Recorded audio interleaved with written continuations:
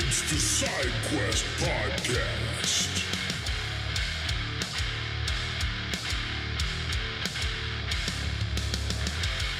Right now, if you go on TikTok, there are human traffickers literally selling 6,000-pound VIP packages for illegal crossings over the English Channel. Yeah, it's completely brazen. Right. And they are promising their customers a guaranteed pickup on a French beach, a free hotel room once they get to the UK, a publicly funded lawyer, and a weekly spending allowance of exactly £49 and 18 pence. Which is just wild, because that marketing, it's based entirely on actual UK law.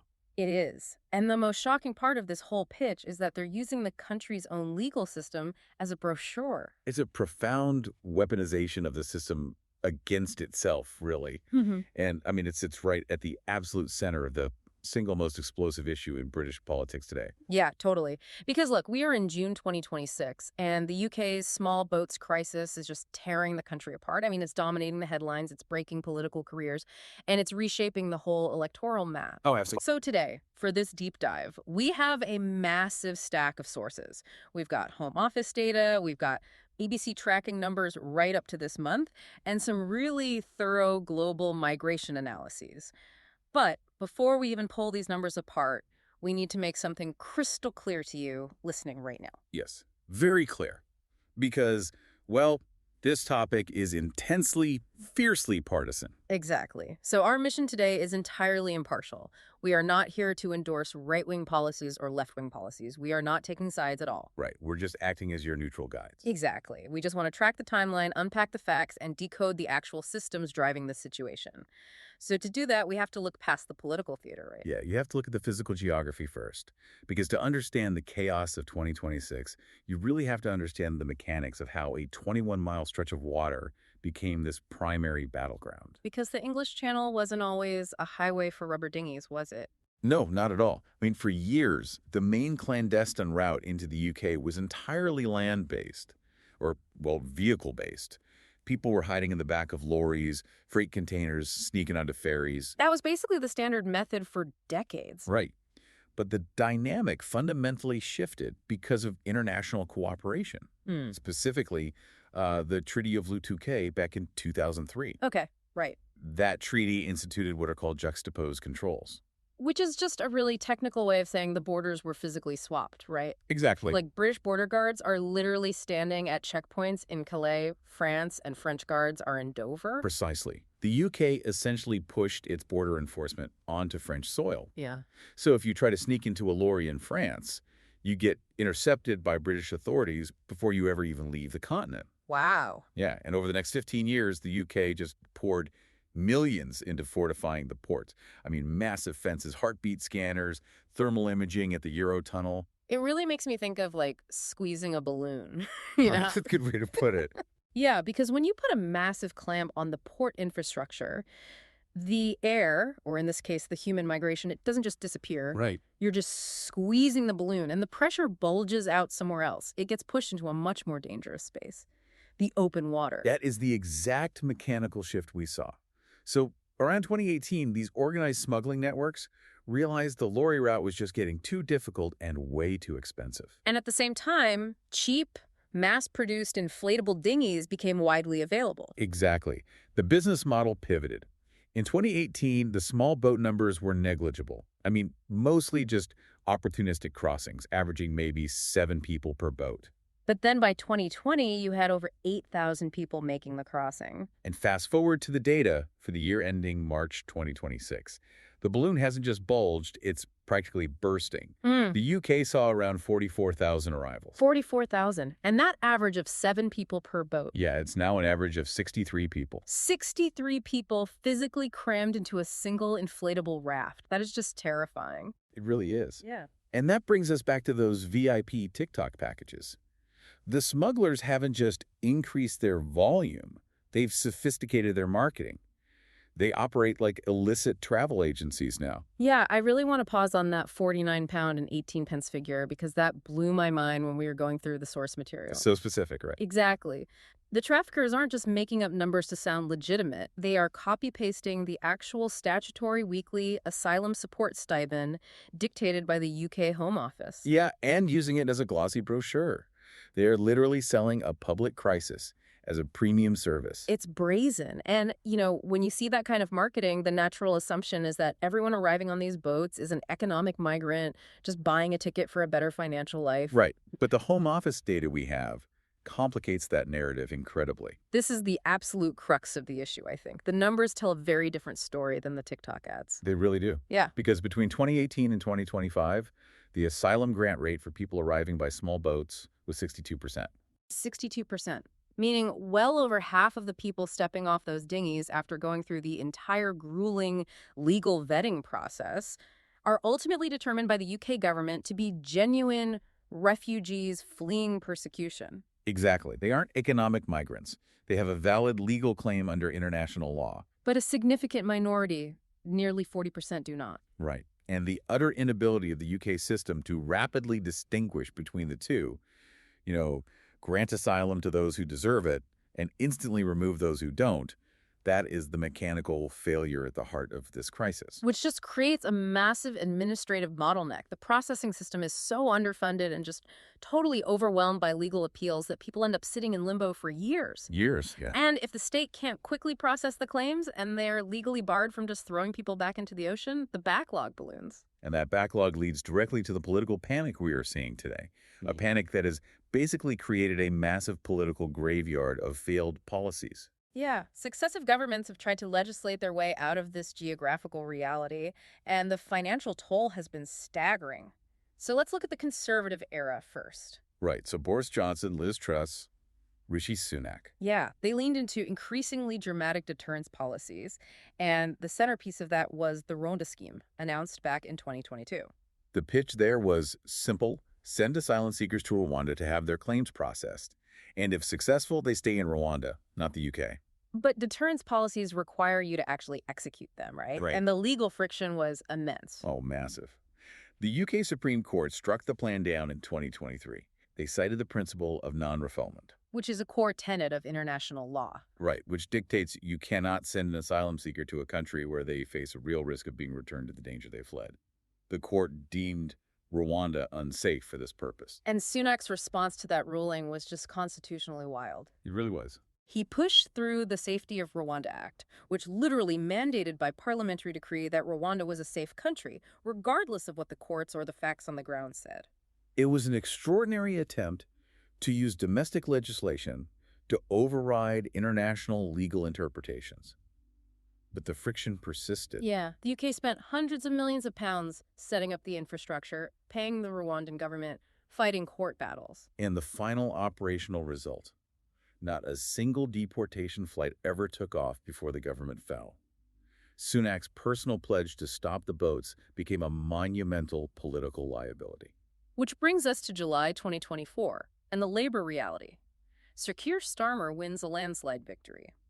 His whole platform on this issue was about competence over theater. Right. No more Rwanda gimmicks. Exactly. The new strategy was to smash the gangs, coordinating the crossings using counterterrorism tactics. But treating smugglers like a centralized terrorist cell fundamentally misunderstands how they operate. Because they aren't structured like that. No, these are decentralized, highly resilient, informal networks spanning multiple European jurisdictions. You arrest a logistics guy in Germany, another one pops up in Belgium. In 2025, under Labour's new strategy, over 41,000 people crossed. That was a 13% jump from 2024. And they hit the 10,000 arrival mark by April of 2026, which was an entire month earlier than the previous year. Right. And the political fallout for Labour has been catastrophic. Oh, completely. By mid-May 2026, over 95 Labour MPs are calling for Starmer's resignation. Cabinet ministers are quitting. But, the anger isn't just about the border security itself. To really understand voter fury, you have to look at the taxpayer's wallet. Absolutely. The backlog we discussed earlier comes with a staggering price tag because the system is paralyzed. The asylum accommodation network is costing the UK £4.7 billion annually. Let's break down where that money goes, because this is where the public outrage really ignites. Normally, asylum seekers are placed in what's called dispersal housing, which is standard, low-cost community apartments or council housing managed by local authorities. Right, and that costs the taxpayer about £20 a night per person. But local councils are overwhelmed and refusing to take more people. So the Home Office has been forced to commandeer private hotels to house the overflow. And housing an asylum seeker in a hotel costs an average of £158 per night. It's a huge jump. Huge.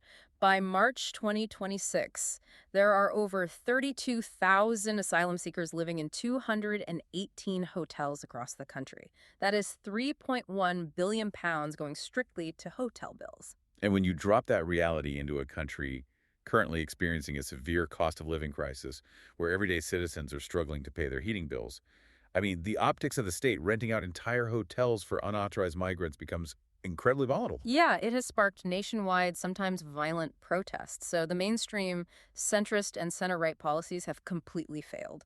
The mainstream center-left policies have completely failed. And history tells us that when mainstream centrist parties fail to solve a billion-pound crisis, that political vacuum is filled incredibly fast. It is being filled right now by hardline alternatives, and they are looking directly across the Atlantic for their blueprint. You really cannot analyze the UK's situation in 2026 without looking at Donald Trump's return to the U.S. presidency in 2025. Right. Trump came back into office and executed the most aggressive immigration enforcement agenda in modern American history. According to the administration's metrics, between deportations and self-deportations, over 2.5 million people have left the U.S. But the metric that truly mesmerized the British right wing was the southern U.S. border. In Trump's first 100 days, illegal crossings reportedly collapsed by over 90%. Now, independent analysts do urge caution with those numbers, noting that illegal immigration had already been dropping since late 2024 due to Biden-era executive shifts alongside shifting weather patterns. Sure. But politically, the optics were undeniable. And Nigel Farage was taking notes. Farage, who finally won a parliamentary seat for Clacton in 2024, leads Reform UK. And by 2026, Reform UK is absolutely surging in the polls. Right. They're challenging and in some places surpassing the ruling Labour Party. And Farage is pointing directly at Trump and arguing, look, it isn't impossible. It is purely an issue of political will. Reform's manifesto includes Operation Restoring Justice, aiming to deport 600,000 people. They are proposing an ICE-style deportation command. Wow. Trump himself even weighed in during a 2025 visit, suggesting Starmer use the military to stop the boats, which the UK politely declined, and later praised Labour for deploying anti-smuggling sanctions. But hold on, let me stop you there, because whenever I see these comparisons in the sources, I feel like we're ignoring basic geography. How so? Well, Farage is pointing to Trump, but that feels like comparing apples to a tractor. The U.S. has a massive 2,000-mile stretch of land border. The UK is dealing with 21 miles of highly lethal ocean. You can't just copy-paste a land border strategy like building a wall or having Border Patrol agents physically turn people around in the desert onto open water. The Coast Guard can't just ram dinghies. You're absolutely right about the physical differences, but the comparison Reform UK is making isn't really about geography. It's about legal constraints. Okay, unpack that for me. Well, the UK operates under the European Convention on Human Rights, the ECHR, and the 1951 Refugee Convention.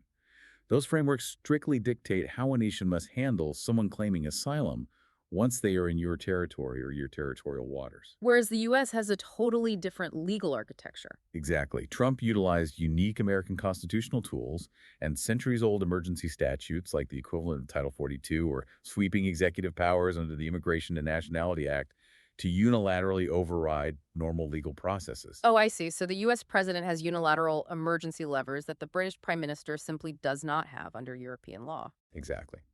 So when Farage is told by legal experts that UK law prevents a Trump-style militarized approach, his response is entirely logical from his perspective. Then Britain must leave the ECHR entirely. He's arguing that the international treaty is the lock on the door and leaving the convention is the only way to get the key. Right.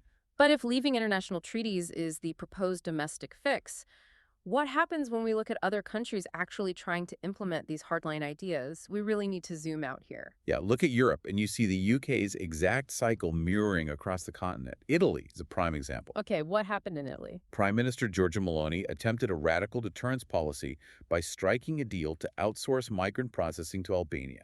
Which sounds identical to the UK's Rwanda plan, just closer to home. Conceptually, yes. The idea was to process claims in a non-EU country to bypass domestic legal friction and lower costs. And did it work? The reality. 3 successive attempts to transfer migrants to the Albanian facilities were blocked by Italian courts. Yeah, they cited European law regarding safe countries of origin. Furthermore, Independent audits found that constructing and running these bespoke facilities in Albania cost Italy 7 times more per person than processing them in existing centers domestically. 7 times the cost, and the courts blocked it anyway. That is a massive failure.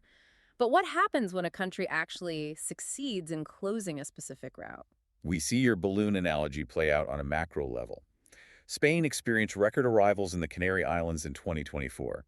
They invested heavily in bilateral cooperation agreements with West African nations, essentially paying them to enforce their own coastlines. In 2025, arrivals on the Canary route dropped by 62%. But the people didn't stop migrating, did they? No. As the Canary Islands route closed, arrivals in Spain's Balearic Islands and the enclave of Ceuta spiked sharply. The smugglers simply adjusted their logistics and shifted routes. Which brings us to the ultimate reality check for you listening right now. When we dive into the global data, the sheer scale of the displacement emergency makes the politics of London or Washington look almost microscopic. It really does put things in perspective. As of mid-2025, there are 117.3 million displaced people globally. 117.3 million. And if you think they are all trying to cross the English Channel or the Rio Grande, the data says otherwise. This is the most crucial context of all. 71% of the world's refugees reside in low- and middle-income countries. Wow. Yeah, they're fleeing to the immediate neighboring nation.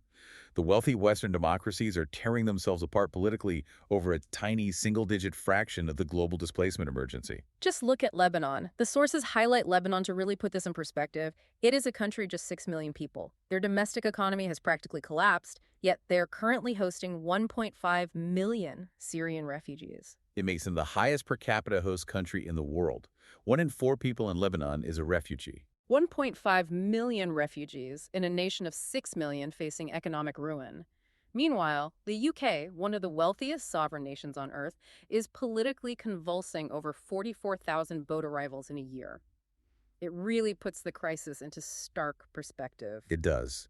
And it forces us to acknowledge the core tension that you really have to walk away with today.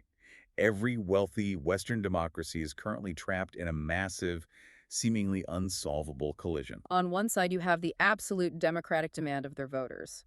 Citizens are insisting, loudly and at the ballot box, that their sovereign governments control their borders and stop unauthorized entry. And on the other side, you have the international humanitarian architecture. The treaties, like the 1951 Refugee Convention, which these exact same nations drafted and signed after the horrors of World War II, legally binding them to protect people fleeing persecution. Voters demand the door be shut, but the law dictates the door must remain open for those seeking asylum. And so far, no government in 2026 has figured out how to resolve that fundamental contradiction. No, they haven't. But before we wrap up, I want to slow down and look at one final staggering data point from the sources. We've talked about treaties, we've talked about smugglers, and we've talked about politicians. But we need to talk about the money. Right, the financial incentives operating quietly in the background of this crisis. In the 2024-2025 financial year, the UK government spent £2.1 billion housing asylum seekers in those hotels we talked about. Right. According to the reports, the 3 private corporate providers contracted to deliver that housing didn't just cover their costs. They walked away with £380 million in pure profit. £380 million in profit. The privatization of an administrative failure means that massive corporate dividends are now flowing directly from a public emergency. So here is a provocative thought for you to mull over. If I am a private contractor and I am making a guaranteed slice of £380 million a year to manage this overflow, do I actually want the government to solve the problem? It's a dark question, but a necessary one. Right. When an issue creates a highly lucrative multi-million-pound asylum industry, does that secretly disincentivize governments and the powerful corporations they contract with from actually stopping the boats? Because if the boats stop coming, the backlog clears. And if the backlog clears, that £380 million in profit dries up overnight. It completely flips the narrative. It forces you to ask whether the system is broken or if it is functioning exactly as intended for the people profiting from it. We want to thank you for joining us on this deep dive. As always, keep questioning the headlines, look closely at who is profiting from the panic, and we will catch you next time.